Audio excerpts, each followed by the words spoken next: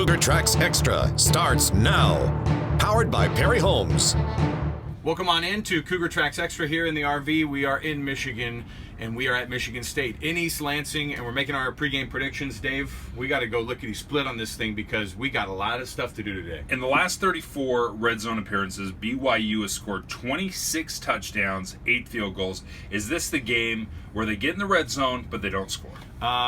No, I'm going to say they stay perfect because if they get inside the 20, they'll at least get a field goal. I know Red Allman has been, shaky at the beginning of the year, but I think they've got confidence in their kickers still. So at the very least, they'll get into the red zone and still get 3 points at the very least. Dave, you're 50-50. Will the point differential be bigger than 3? All year long, it's been 2, 1, 3, 3, and then 2.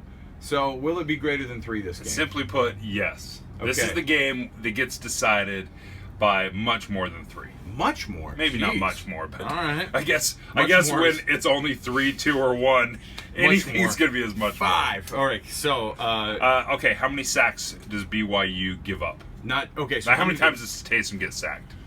he's elusive enough still to be able to get away from defensive lines.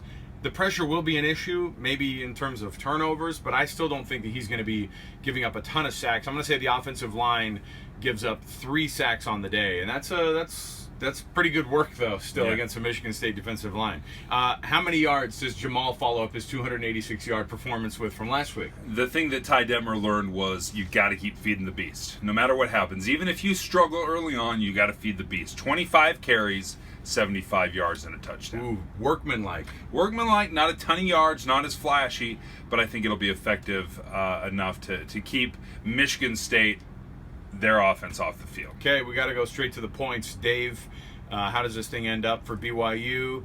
Win, loss, point total. I think it's incredibly difficult to come into East Lansing, come away with a win. I think BYU loses 28-21.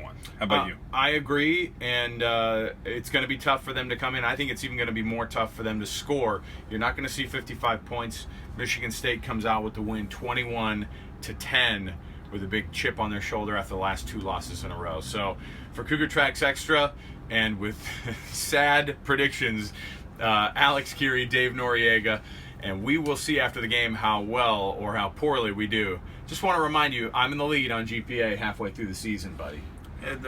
Not surprising. Not surprising.